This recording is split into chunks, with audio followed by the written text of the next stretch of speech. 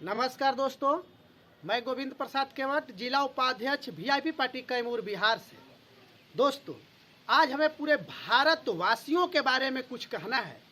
जिस तरह से हमारे एनडीए गठबंधन बीजेपी पार्टी के माने जाने वरिष्ठ नेता, देश के माननीय गृह मंत्री श्री अमित शाह जी के द्वारा जो हमारे भीमराव अंबेडकर जी के ऊपर टिप्पणी किया गया, यह कतई ही संविधान के लिए अच्छा नहीं रहा।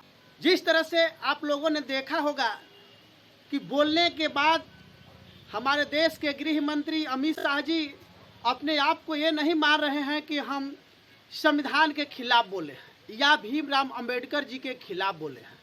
अगर भीमराव अंबेडकर जी इतना महान जो संविधान रचयिता, जो व्यक्ति संविधान को रच दिया, संविधान को लिख दिया, वह व्यक्ति के ऊपर कटाक्ष करना ये कहाँ तक का इंसाफ है? आप देख सकते हैं। अगर यही दूसरा कोई बोला होता, विपक्ष पार्टी के कोई बोला होता नेता, तो बीजेपी वाले उनको माफी मांगने के लिए मजबूर कर देते। मगर यही जब हमारे जो सत्ता दल के सत्ताधारी के नेता माने जाने अमित शाह जी बोले और कटाक्ष किए और यह भीमराव अंबेडकर जी के ऊपर टिप्पणी जो किए, इसके ऊपर उन्होंने माफी मांगने के बजाय इन्होंने क्या किया? अपने बीजेपी या इंडिया गठबंधन के तमाम नेताओं को छूट दे दिया कि आप लोग बोलते रहे कि यह झूठ नहीं है, यह सत्य है, मैं यानी कि माफी नहीं मांग सकता। ये कहाँ का इंसाफ है? आप देख लीजिए, जो हमारे देश के माननीय नरेंद्र मोदी जी जो प्रधानमंत्री जी हैं, इस समय इनका कहनाम है कि सबका साथ सबका विकास, तो ये कहाँ चला गया इनका सबका साथ और सबका विकास?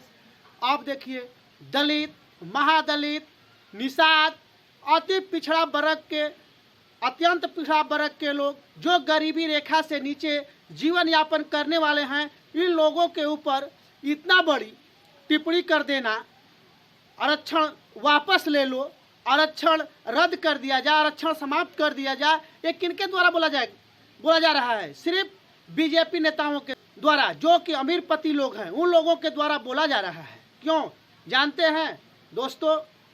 मैं तो निषाद समाज से हूँ, वीआईपी पार्टी से हूँ, फिर भी मैं पूरे बिहार, उत्तर प्रदेश, भारत के तमाम राज्य में जितने हमारे अति पिछड़ा वर्ग के लोग, अत्यंत पिछड़ा वर्ग के लोग, महादलित, दलित, जितने हमारे लोग को आरक्षण कुछ न कुछ मिलता है, इनके ऊपर ऐसा टिप्पणी कर देना अमित शाह जी को, ये कहाँ का इंसाफ था? नहीं करना चाहिए। जो हमारे भीमराव अंबेडकर जी के द्वारा ऐसा, जिन्होंने, जो महान व्यक्ति है, जिन्होंने हमारे संविधान को लिखा, जिन्होंने संविधान को दूरदृष्टि देखते हुए लिखा था कि आने वाला समय में यह आने के अधिकार अगर नहीं दिया जाएगा गरीबों को, तो कभी जिंदगी में भी गरीबी, जो गरीब लोग हैं, इनकी गरीबी दूर नहीं हो सकती। इसी को देखते हुए हमारे भीमराव अंबेडकर जी के द्वारा ये संविधान बनाया गया था। मगर ये पूंजीपति लोग, बीजेपी पार्टी के लोग, एनडीए गठबंधन के लोग संविधान का मजाक बना के रख दिया है। जिस तरह हमारे अभी बिहार में छतरपुर विधानसभा के यानी नीरज डब्लू, जिनका नाम है नीरज बबलू, या लोग कहते हैं डब्लू या पिंटू, इनके द्वारा एक स्टेटमेंट दिया गया। सोचिए जरा कि मलाहों से कोई मतलब नहीं है, मलाह के बिना ही नैया उनकी तैर कर पार हो सकती है। सोचो जरा कि ठीक है, निषाद समाज के बगैर आपकी नैया पार हो जाएगी, हम नहीं कहते हैं कि नहीं पार हो जाएगी, तो पार करके 2025 में दिखाइए। इसमें हवड़ाने की क्या बात है? ये वीआईपी पार्टी के सुप्रीमो सन ऑफ मलाह मुकेश सहनी जी जब सिर्फ एक ब्राह्मण समाज से संजीव मिश्रा जी को पार्टी ज्वाइन किए, और उसके बाद 11 दिसंबर को नीतीश त्रिवेदी जी पार्टी ज्वाइन करते हैं, इतना में पूरे बीजेपी पार्टी में खलबली मच जाती है, एनडीए गठबंधन में खलबली मच जाती है। जानते हैं क्यों? जान रहे हैं कि कोर वोटर अगर बीजेपी का कट रहा है, क्योंकि अगर संजीव मिश्रा जी किनके वोट में सेंधमारी करेंगे? ये बीजेपी पार्टी के वोट में सेंधमारी करेंगे। नीतीश त्रिवेदी किनके वोट को आने की सेंधमारी करेंगे?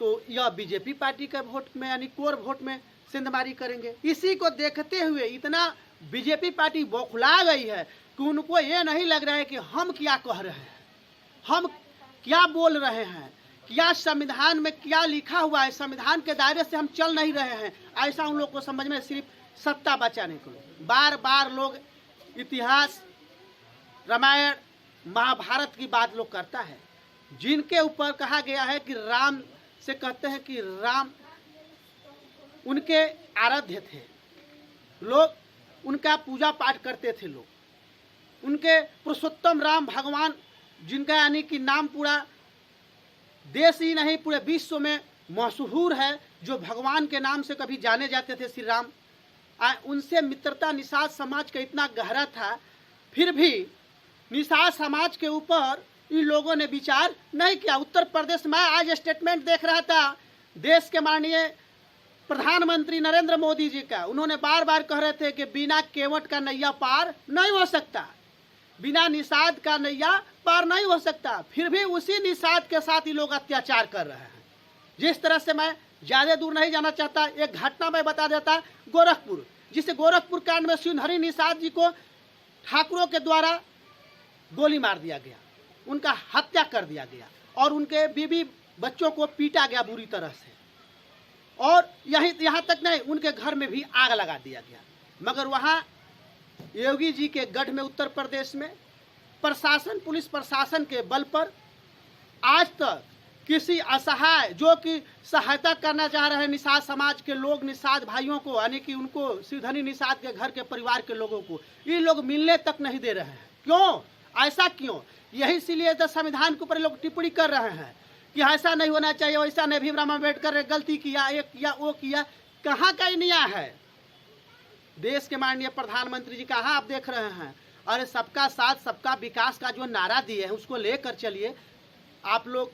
यहीं तक नहीं, बिहार में मुकेश सहनी जी को धूमिल करने के लिए हरीश सहनी जी को खड़ा कर दिए, अनाप शनाप बोलते हैं। अरे हरीश सहनी जी को क्या आता है? कुछ आता है? उसको पता है अपने बारे में कि निषाद समाज के बारे में जो मैं बोल रहा हूँ, या बिहार वासियों के बारे में जो मैं कह रहा हूँ, भीमराव अम्बेडकर जी के बारे में कह रहा हूँ, कभी संविधान पढ़े हैं? संविधान को कौन सा श्लोक, कौन सा अनुच्छेद, कौन सा यानी कि भाग में ऐसा किया गया है, लिखा गया है कि वो संविधान विरोधी हैं यानी कि भीमराव अम्बेडकर जी? कहीं है? कहीं आप देख सकते हैं जो खुद उसको लिखे हैं। मगर फिर भी इन लोगों ने क्या किया? एक बड़े बड़े नेता जिस तरह से नीरज बबलू को, सम्राट चौधरी को ये लोग क्या किए हैं? लगा दिए हैं। विजय सिन्हा जी का एक स्टेटमेंट आया था, वो भी कोई सराहनीय स्टेटमेंट नहीं था। उनका कहना सीधी है, सिर्फ आरक्षण के नाम पर। अरे आरक्षण के नाम पर क्या? आप भी तो आरक्षण ले रहे हैं।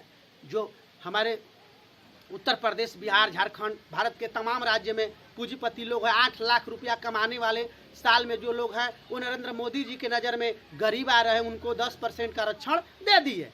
हम लोग को कतई उससे ये नहीं है कि आपने क्यों दिया, वही आरक्षण निषाद समाज के ऊपर लागू कर दीजिए। 10%, 15% जो भी हम लोग क्या बात दिया उस हिसाब से हमें आरक्षण दे दीजिए, हमें नहीं चाहिए ज़्यादा कुछ। मगर आप ऐसा नहीं करिएगा, क्योंकि आप गरीबों के भला के लिए आप प्रधानमंत्री नहीं बने हैं। आप सिर्फ बने हैं अमीरों को, पूंजीपतियों को, लोगों को आगे बढ़ाने के लिए, क्योंकि वहाँ से आपको पैसा मिलेगा और वहाँ से रुपया मिलता है, आपको पॉकेट भरता है, चुनाव लड़ते हैं, चुनाव में वोट खरीद लेते हैं और जीत जाते हैं। ऐसा देश के माननीय प्रधानमंत्री जी नरेंद्र मोदी जी ऐसा मत करें। और माननीय गृह मंत्री जी हमारे यानी कि अमित शाह जी, आप ऐसा टिप्पणी भीमराव अम्बेडकर जी के ऊपर न बोले, क्योंकि यह पूजनीय है, ये लोग पूछते हैं, दिल से पूछते हैं, इसलिए ऐसा आप न करें। मैं ज़्यादा कुछ नहीं कहूँगा। इसी चंद शब्दों के साथ मैं जय हिंद, जय भारत, जय वीआईपी पार्टी, जय इंडिया गठबंधन।